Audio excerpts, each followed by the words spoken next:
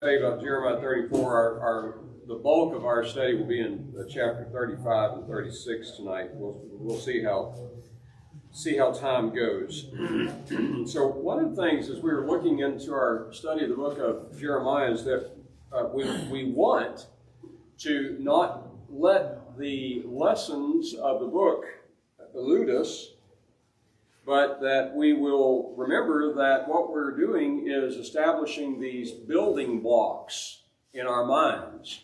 So you can think about it like any kind of a structure that's built. It all starts at the bottom and things are built up. And so that's what we're doing here with the Bible. We have the building blocks of the New Testament principles. So it is highly valuable that we do this, so that when we're in the New Testament and we're reading about these principles, for example, God's grace, then we have these fundamental principles, these building blocks in our minds that, just to say it frankly, it prevents us from drawing wrong conclusions.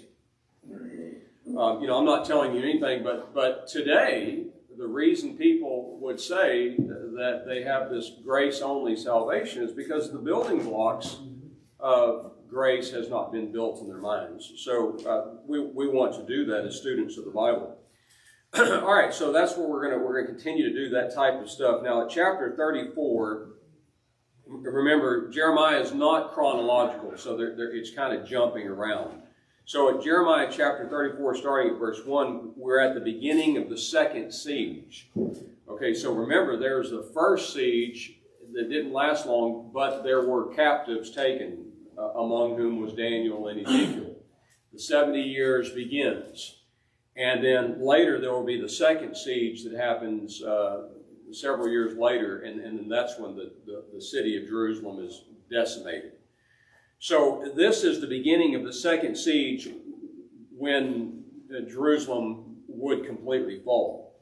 So we have the verse 1, looking at Jeremiah 34, verse 1, the word which came unto Jeremiah from Jehovah, when Nebuchadnezzar, king of Babylon, and all his army, and all the kingdoms of the earth that were under his dominion, and all the peoples were fighting against Jerusalem and against all the cities thereof, saying. Okay, so the very first verse of this chapter really paints a scary picture. Imagine just putting yourself in Jerusalem at this time. You have Nebuchadnezzar, Babylon, and all of these kingdoms that he has conquered are now fighting for him. So you have the world coming up, basically, against Jerusalem at this time. And so this is not a good moment. And so God comes to Jeremiah and says, I want you to go to Zedekiah. And he says there at the second part of verse 2, behold, I will give this city into the hand of the king of Babylon, and he shall burn it with fire, and you shall not escape out of his hand. And so we get to verse 6, and it says, then Jeremiah the prophet spoke all these words unto Zedekiah, king of Judah, in Jerusalem, when the king of Babylon's army was fighting against Jerusalem. We just kind of pause there and again kind of paint the scene, paint a picture of the scene. Imagine being in the city, as we said, and you have a king that is refusing to believe that Babylon is going to conquer them. He is hard-hearted as it gets, even though he has been warned and warned and warned by the prophet Jeremiah. For 23 years, remember, Jeremiah warns him. And so at a moment when the king of Judah is trying to muster his troops to fight this battle, you have Jeremiah saying, give up. And he's saying this in the hearing of everyone. Give up. You're going to die. This is not going to work. So you can only imagine somewhat of the frustrations of Zedekiah, being the ungodly thing that he was, to have somebody saying something like this. We're trying to get everybody excited for this battle, and you're just tearing everybody down. Well, the chapter goes on, and the battle gets bad for Jerusalem. And Zedekiah determines to follow a law of God in order to get God back on his side. So it is a year at Jeremiah 34 where you're supposed to be releasing these servants on the 7th year. This was a law that we've recently looked at in the book of Exodus and Leviticus as well. So whenever someone sold themselves, or even, in these days, they may have sold their daughter or their son, and so they would have to go because of a debt and work for 6 years, but on the 7th year, they were to be released from that. And Zedekiah says, okay, we're going to do this. We're going to release all these people. But then as soon as, and so he does that, and the siege has this lull. It stops. And, we're not told exactly what happened, but then Zedekiah goes back on his word, and he gets everybody to be back prisoners again, or servants again. And so the siege begins again. So, the point is that there are always consequences, and you just cannot get away with doing things the way you feel they should be done. Things are going to be done on God's terms and on his time frames. And Zedekiah just doesn't seem to get it. So, we move into chapter 35, and we're going to continue to talk about this issue of Babylon and the siege and so forth. What I'm gathering, or what we are gathering, is the issue of hard-heartedness. When we fight against the inevitable, if one fights against the obvious, if one fights against the reality of a situation because of delusion, the outcome is never good. So let's move on into chapter 35. And at verse 1, he says, the word which came unto Jeremiah from Jehovah in the days of Jehoiakim, the son of Josiah. So now what we're doing is going 11 years back. Remember, we keep saying this, but Jeremiah is not written in chronological order. So now we're going 11 years back. At chapter 34, we're in the second siege. Now we're going back to the first siege. And he says that it was days of Jehoiakim. Verse 2, go into the house of the Rechabites and speak unto them, bring them to the house of Jehovah, and give them wine to drink. And then I took the whole house of the Rechabites, verse 4, and I brought them into the house of Jehovah. Verse 5, and I set before the sons of the house of the Rechabites bowls full of wine and cups, and said unto them, drink the wine. But they said, we will drink no wine. For Jonadab, the son of Rechab, our father, commanded us, saying, you shall drink no wine, neither you nor your sons forever. Neither shall you build houses, nor sow seeds, nor plant vineyards, nor have any. But all your days you shall dwell in tents. In verse 8 he says, and we have obeyed the voice of Jonadab, the son of Rechab, our father, in all that he has charged us, to drink no wine and so forth. Okay, so we're going to pick up the reading again in just a moment, but at this point, I guess probably what needs to be said is that there is a situation of jealousy going on. God is jealous because he sees these Rechabites, who were the descendants of Kenite. Remember Moses' father-in-law, where the Kenites came from? But God is watching these Rechabites and their character. And the Rechabites are those whose father has said, look, I do not want you drinking wine. I do not want you to build a house. I do not want you sowing seeds, planting big gardens, or planting vineyards. You're going to live in tents, basically as nomads. And they said, yes, sir, and that's how they lived. So the point is that, okay, these people are listening to what their father has to say, and they are doing it. They are living it out. But the problem is that God's people have listened to what their father has said, and they're not doing it at all. So let's keep reading here at verse 12. Then came the word of Jehovah to Jeremiah, verse 13. He says, go and say unto the men of Judah, will you not receive instruction to hearken to my words? The words of Jonadab, the son of Rechab, that he commanded his sons not to drink wine, are performed. And unto this day they drink none, and they obey their father's commandment. But I have spoken unto you, rising up early and speaking, and you have not hearkened unto me.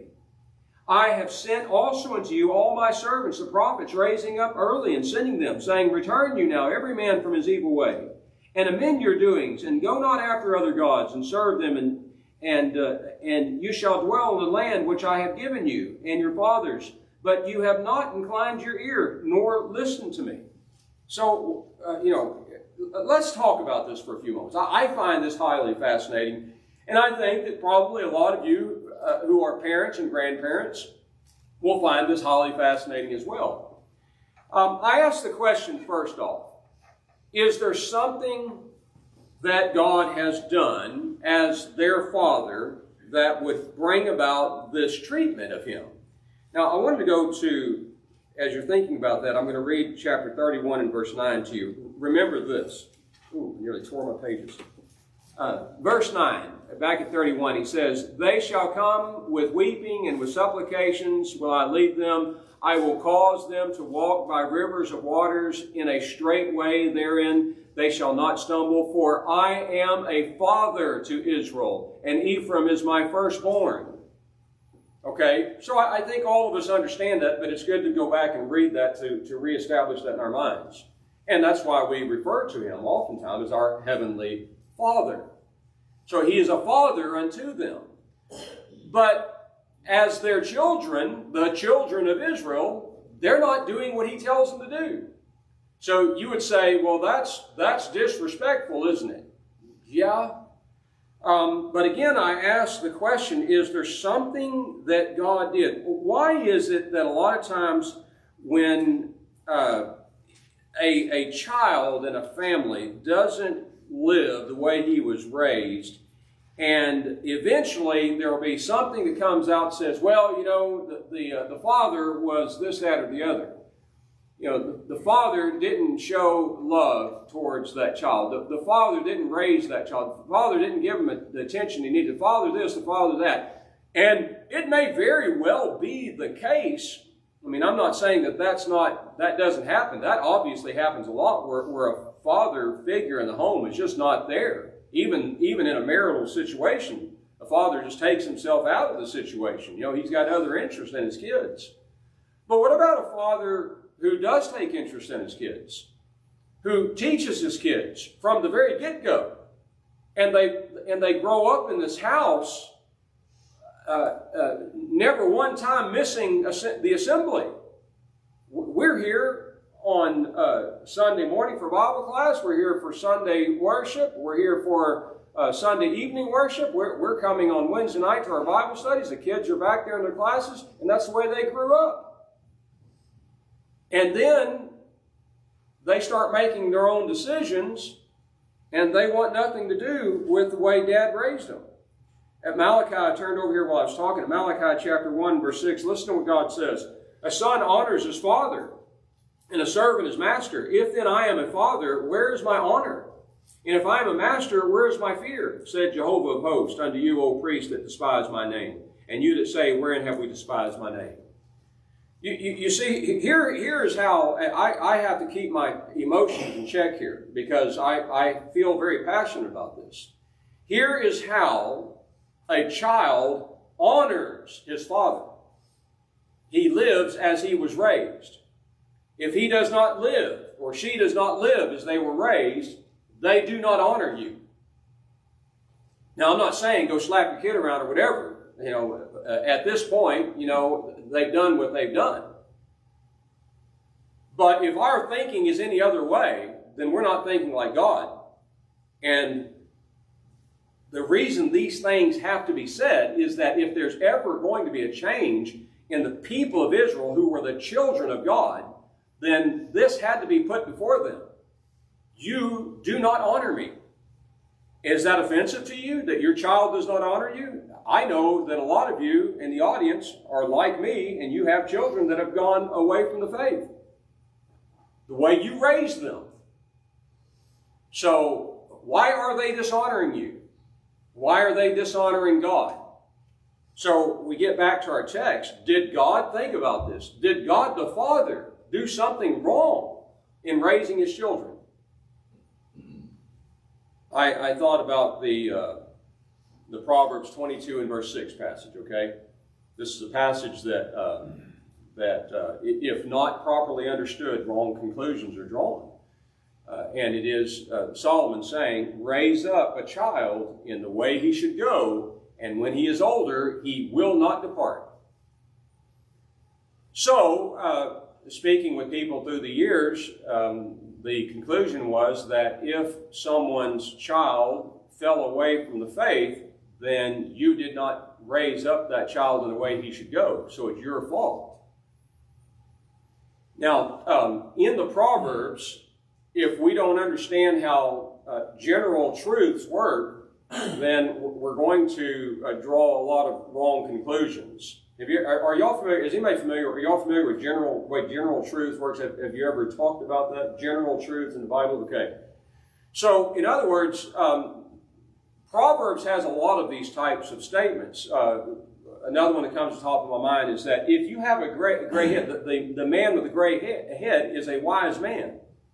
But I ask you the question: go to Walmart, and see a guy with gray hair doing a foolish thing. Well, if you get Paul doesn't have no hair, so I don't know, but he gets away with it. He's a genius. He's at that's genius level. But and so you see all these gray-headed guys do a lot of foolish stuff, right? So you say, well, that principle doesn't work there. And then you see a lot of children that are raised in godly homes, and they've gone aside. So the idea behind a general truth is that this is the way it should go. But it doesn't always go that way. A guy with gray hair should be wise. I read an interesting meme today. It said that it takes you 2 years to learn how to talk. It takes you 60 years to learn how to stop talking. I thought that's good stuff. But as the hoary head, the gray-headed man should be wise, but it's not always the case. So again, I get back to the question: is there something God did wrong? Bobby, go ahead. Well, that statement, put a child the way he should go when he was old. I don't think the child may go astray, but that word is going to be there. It's not going to depart from it. Yeah, and I think that through the years, I don't want to get too sidetracked here, but through the years, I've heard some good stories from people that have fallen away for a lot of years, and then they eventually come back because that word was buried deep within their heart. And that's not, it's not a guarantee. There'll be people who just die in their sins, I'm sure, but yeah, it's not going anywhere. They were raised that way, and it's there. But what did God do wrong here? What was he too demanding? You follow my laws and everything goes well. That's basically it in a nutshell. So again, I ask you: is there anything overly hard about that? Is there anything harsh about that? If we really just state the reality of the matter, our Creator has made us and this world in which we live in, and there are laws to follow, and he says, as our Creator, you do this, and there are great blessings for you. You do not do this, and there are great curses for you. The point is it doesn't get any more fair than that. And so when a father raises his children in the same manner, saying, this is how it's going to go. This is how this is going to go down. You live in this way. You don't bring alcohol into our house. You don't bring any of these, smoking these cigars and so forth. This is not what we are. This is not what we do. We do not have these things in our house. They bring that stuff in the house. That's dishonoring you. That's dishonoring God as well. So God didn't do it. The point is, God didn't demand something of Israel that was harsh, that would have driven them away, that showed that he just didn't really care for them. He says, from early on, I sent even my prophets to you. I gave my law to you. I'm sorry, go ahead. It's okay. God wanted you to choose. He didn't want always order you, he wanted you to choose him. And some of them just didn't want to choose that. And that's where they get the bad part about it. Yeah, so that's what he made us. He gave us a free will to do this. And I think about as a father, as a parent, when you watched your children as they're growing up and they chose to do what mom and dad said, didn't that make you feel pretty good? It's like, okay, man, I'm succeeding as a parent here. For a while, anyway. Well, you take, I think, several passages in the Bible where Jesus was teaching, and they acknowledged many times that he was an incredible teacher. He knew the law frontwards and backwards, and held their feet to the fire. You think about the rich young ruler. What did Jesus do? He tried to get him on board. What did he do? He denied it. John 6:66. They all walked away. They left him. Was he a bad teacher? No. It just sometimes people's heart's not right. Yeah, it's not what they want. Maybe that's the best way we can put it. It's just not what they want, and that breaks. As a dad, and I know y'all, as mothers, grandmothers, grandfathers, it breaks. I can't say it with enough passion. It breaks our hearts because we know we are a people of faith. We know the consequences. And that's what we're about. At verse 17, he says, therefore, and I'll get to you just a second, Paul, but at verse 17, he says, therefore, you're going to dishonor me, and there will be consequences. Okay, go ahead, Paul, I'm sorry. Well, what would you call this? Truthism, or? Oh, general truths. Yeah, general truths. The Proverbs, like you said, is loaded up with all those types of things, and especially in the context of what you're talking about, parents and children, and Proverbs 6. Train up a child in the way he should go, and when he is old, he will not depart from it. That's not true in every case, but that is a truthism overall. I think what he's trying to get. You raise your children up in the nurture and admonition of the Lord, and you teach them right from wrong as far as their spirituality is concerned, especially. And by example, you're bringing them to worship services. And you don't have to say all this. They see this. They see how mom and dad operate. They see how mom and dad talk to each other. They see if prayer is ever led around the dinner table. They see all of this. And all of that's all involved, raising up a child. Is that guaranteed that they're going to always be true? No. But they will know the way back. They will know if they have a heart change, they will know which way to go. Yeah. As you say all that, and we're looking at the text here with the people of God and God, you begin to see that, as you said, a parent brings their child to the Bible class, their whole life is about God and worship. In the home, there's prayers, there's discussions. I remember we used to do things, the kids have our own Bible studies at the house. But it gets to the point when it is the case that they do decide to take a different road than the one that they were trained on. They must see that there is absolutely no excuse for that. What they have done is irrational. It makes absolutely no sense based on the way they were raised. And that is dishonoring them. Okay, Larry was first. Go ahead. I was just going to say, on the other side of that coin is those children that had no raising at all. Their parents wasn't godly, they didn't think about God, it wasn't religious, wasn't spiritual, they cared less about going to church, but the children, somehow or another, they grew up, and some of them became great gospel preachers. Some of them became faithful Christians in the church, And so it's just a matter, it's a matter of how that word how it strikes a person. This child that had no raising looks at you and says, I want to be like that man right there. My dad is not like him, but I want to be like him.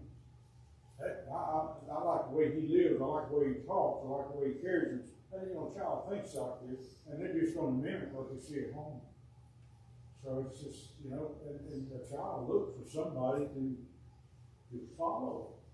And they don't have it at home. And that's what Paul's talking about just now. We have to be that example. That light's got to shine. It lights, you know, if your lights going out, change the batteries. Do something, make it bright, you know. Yeah.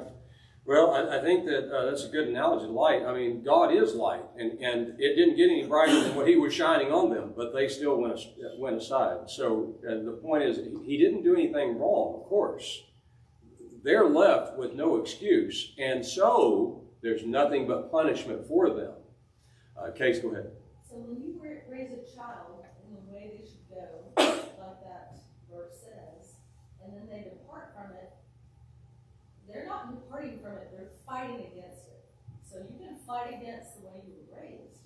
If you raise them right, they're going to fight against it and go the other direction. If they were raised with no training, like what Larry was saying, they're going to have to fight against that too, and get on the right path that they learn in life, possibly on their own, like you did. You know, but that's in their brain. That's always going to be there. The kids that are raised in the church, that is set like cement, and they're going to have to fight against it. Okay. Yeah. Oh, okay. Go ahead, Larry. I was just gonna say, I was reading the other day in Lamentations, the 3rd chapter, verse 27, says, it's good for a man to bear the yoke in his youth. It's good. But when he gets old, he's used to carrying the burden, and when more things are required of him, he's not likely to rebel. But if he's not used to carrying that yoke, and the older he gets, and then you lay these things on him, you know, he'll pick out from under it, and he'll Rebel, and that's what Israel has done. But it wasn't something that God did not prepare them for. We got to make sure we stick with the text. But since we have kind of gone aside, I want to say something. Okay, it's like maybe some secret sauce of doing something. Casey and I are now grandparents, brand new grandparents, and so I will have another crack at a young kid. I think to myself, if I had it to do over again, and I know it's nutty saying that, if I had it to do over again with my kids, we had such regimented things growing up, and you know, I'm not making excuses, but everything was so regimented and everything. But when we think back about it, a lot of what we did was not something that really was what they were wanting to do. So here's what I would say. I've thought about this so much through the years. And I thought about, all right, so, and actually each one of you can do the same thing. Why are you sitting in your pew this evening? Why is it that you have the faith that you have? And so that's all I did as a father, watching some of my kids falling away, I started questioning a lot of things. What did I do wrong? What happened? You know, where did we go wrong? And then all I did was just start thinking about myself. Okay, why are you where you are, John? So here's the thing. This is a secret sauce. When I was very, very young, I just took the Bible and read it. I remember, Mom's not here tonight, but that's what Mom told me to do. She said, just read the Bible. And I remember telling Dad, I don't really understand what I'm reading. He said, well, just keep reading it, you'll get it. There was never a pressing of it. There was the idea of encouraging to read. And so, and I've told you, it's not bragging or anything, it's just a fact. By the time I was in 8th grade, when I was in 8th grade, I read the Bible from Genesis to Revelation all the way through. And I didn't stop at 8th grade. When I got into high school, I kept reading, and when I got into college, I just kept reading. And by the time I run into my friend that taught me the gospel, I was ripe for it because I had been reading. So that, you know, the idea of, I said, the secret sauce. The idea is if we can just get our kids to reading the Bible on their own. That's where the faith's going to happen. That's the Romans 10:17, isn't it? Okay, Larry, you've had your hand up. I'm sorry. Go ahead. I was just going to say, years ago, a man told me, he said, sometimes we look at our children, for example, they're going astray. Why? What happened? What did I do wrong? And I, like you, I'm proud of many tears over it. But the man told me, he said, sometimes, Larry, it's not what you did. It's not what's wrong that you did. It's what you're doing is right. So And that's the way it is, you know.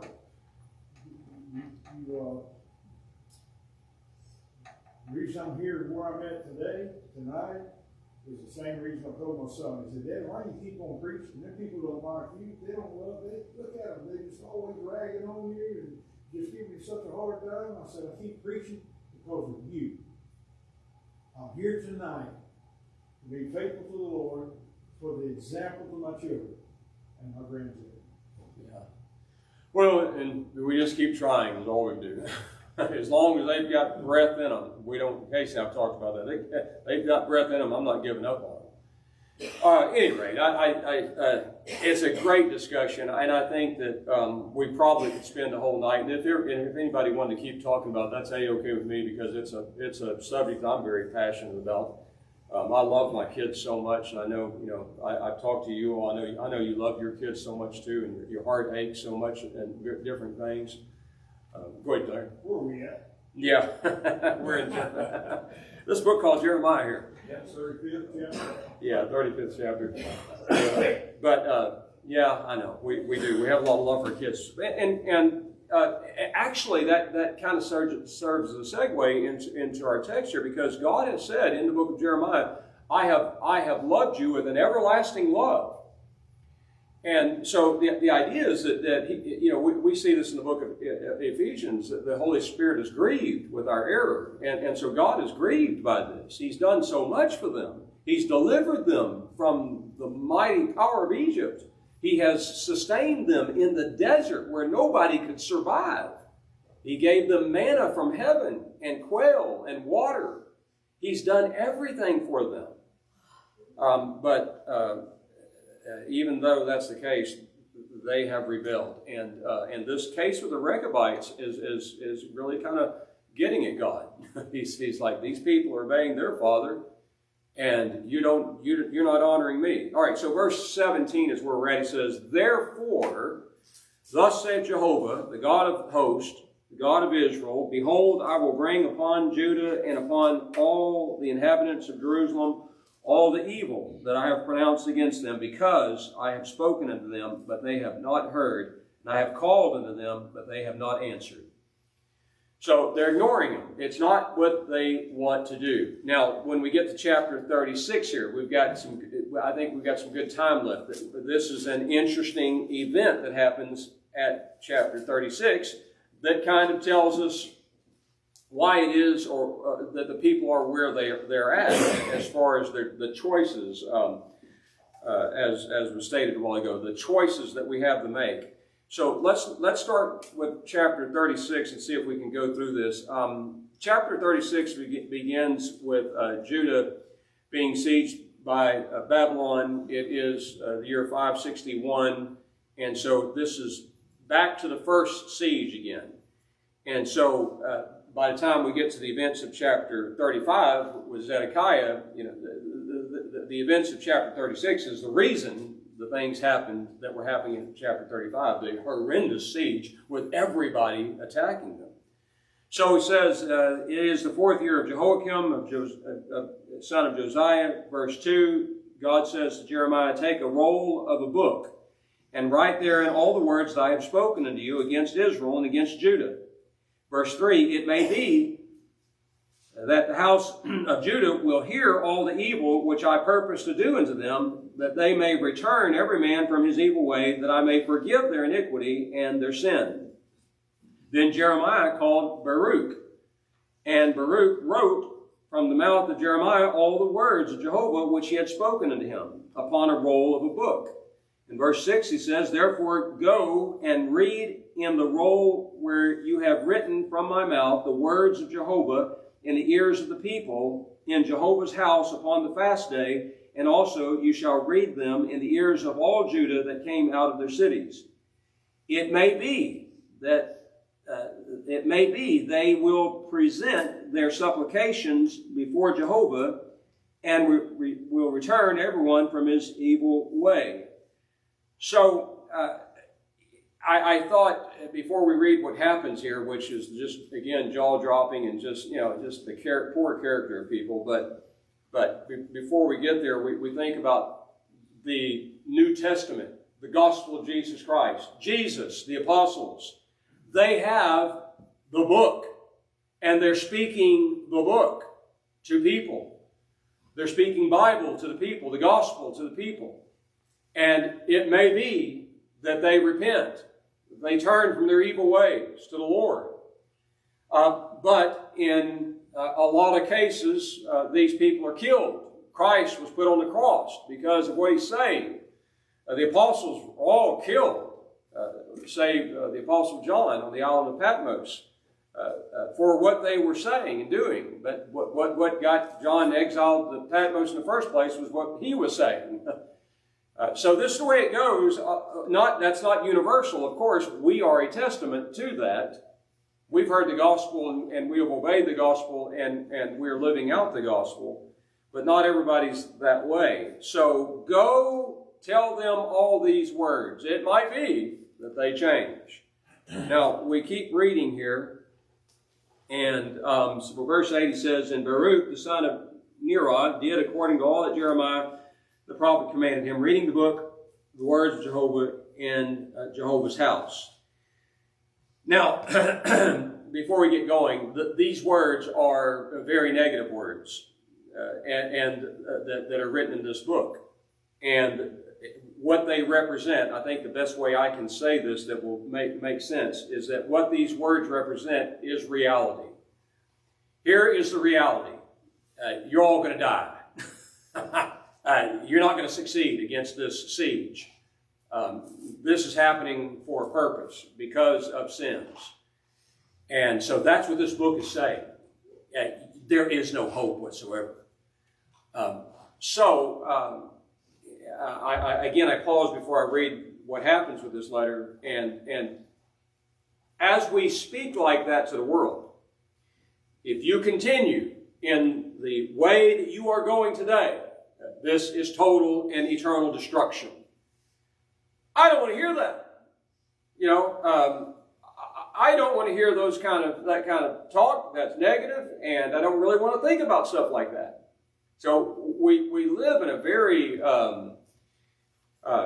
Casey knows this. I'm not being weird here or anything, but I dated a girl at Stephen F. Austin who could not address reality. Because I was trying to talk to her about Bible things, about heaven and hell, and I remember starting to talk to her about the devil and hell, and she couldn't handle it. She literally put her fingers in her ears, said, I don't want to talk about that. Well, I was done with her that way. Like, hey, yeah, you're not the kind of person for me. But that's really the way of the world. They can't handle reality. And this is reality here. You keep on the road that you're on, and this is destruction at the hands of Babylon by the will of God. And so this letter is read, and at verse 11 there, we read, And when Micaiah, the son of Jeremiah, the son of Shaphan, had heard out of the book all the words of Jehovah, he went down into the king's house of the scribe's chamber, and lo, the princes were sitting there. Verse 13. Then Micaiah declared unto them all the words which he had heard when Baruch read the book in the ears of the people. Therefore the princes sent Jehudi unto Baruch.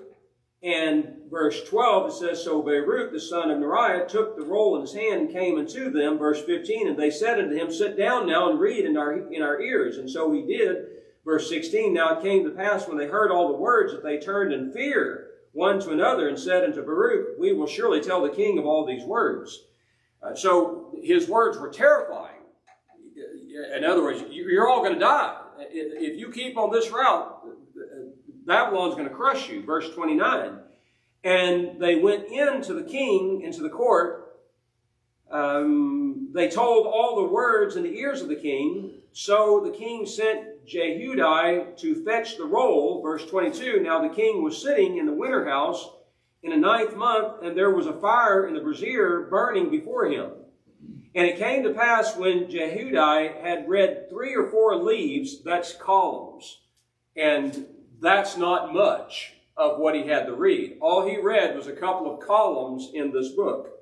That the king cut it with a penknife and cast it into the fire that was in the brazier until all the roll was consumed in the fire that was in the brazier.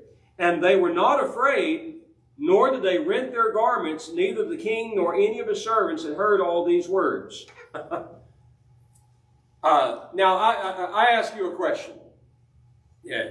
This book has a lot of instructions in it that are very penetrating. The Word of God cuts through us like a knife to the bone and to the marrow, the Hebrew writer tells us. This book is very revealing. It is absolute truth. And so the question I have is that if I take this book and throw it into a fire and get rid of it out of my sight, does it change reality? Does it change any of its instructions? Yeah, it's obvious, isn't it? No, it doesn't. It's not going to change anything. No, what it can do is maybe give me a little bit of peace of mind. In other words, you've heard that saying before, out of sight, out of mind. I'd rather not talk about these uncomfortable things.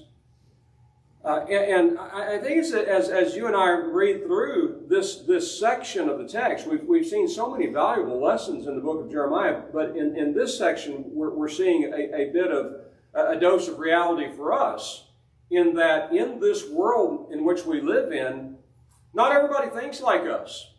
Not everybody shares the faith that we have. Not everybody has the passion to serve God, the faithfulness, the idea of seeing beyond the immediate existence to a day when we will, no doubt whatsoever, stand before the Lord and give an account to everything we've done. According to John 12, 44 and 45, this book's going to be laid alongside myself. Here's the book, here's John. Is there a match? If it's not a match, you're done. Cast out into utter darkness and fire forevermore. That's reality. I see that. I fearfully see that. I respectfully see that. And I live accordingly. But not everybody's like that. I don't want to hear that kind of mess. Throw it in the fire. But the point is that doesn't do away with it. And so I'm looking at the clock. Let me just finish out here the chapter here. So I'll just summarize it. So what happens is that God tells Jeremiah to tell Jehoiakim, you're done. You're going to die. And he says, he shall have none to sit upon the throne of David, and his dead body shall be cast out of the day out into the day heat and the night and the frost. So back at Jeremiah chapter 22, American Standard Version Bible says that God tells Jehoiakim how he's going to die. He's going to die the death of an ass. And now we see what that's going to be like. You're going to die, and your dead body's just going to be cast out into the wide open sun. And at night, it's just going to be out in the cold. So nobody's going to care about you. That's what a worthless person you are. And that's the consequences. All I say is, wow, it's incredible stuff. Don, what do you think?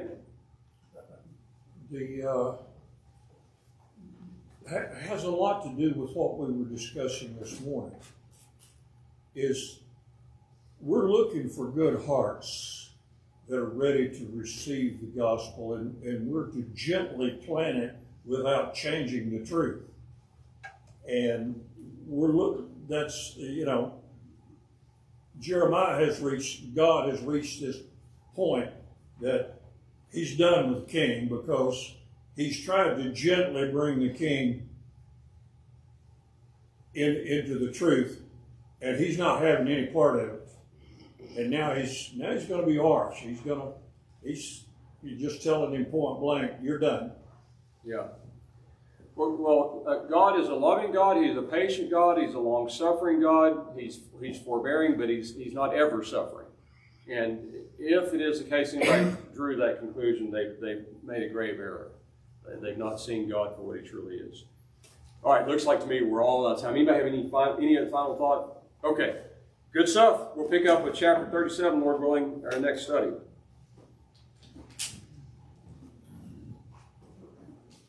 I had that on.